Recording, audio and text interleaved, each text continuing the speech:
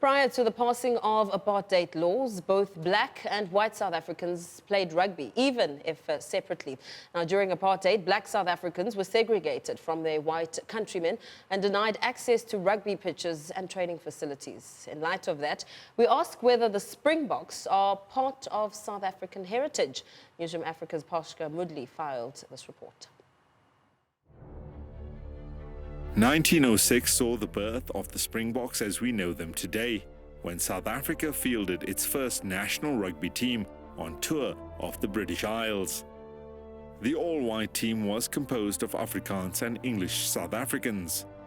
The English media referred to the team as the Springboks, an anglicised version of the team's Afrikaans nickname, the Springbokken. Rugby in South Africa was first officially played according to the statutes and the minutes and so on, in the 1880s, and the first tests were played in 1891, with the Currie Cup starting in 1892. When they arrived in 1906-07 in England, Roos said that they should be known as Springbokken, which was the Dutch word for Springbokke, which is a Springbok, and they've been that ever since, rugby-wise. De Burgh believes that while there is a contention about the symbolism of the Springboks during apartheid, all that changed in 1995 under the leadership of Nelson Mandela. The fact that Madiba in 1995, the year when the Springboks first won the World Cup and first played in a World Cup tournament, wore the Springbok cap a week or two before the tournament started, and then went onto the field to congratulate Frans Pienaar and his team. Did a lot for the Springbok to become entrenched as the national emblem, with Bishop Desmond Tutu also following suit, although he was very anti the Springbok before then. And it has petered out to the point where all rugby now, and we're not talking the Springbok rugby side only, but also the sevens side, also the school side, the under-21s, the women's side, the women's sevens side.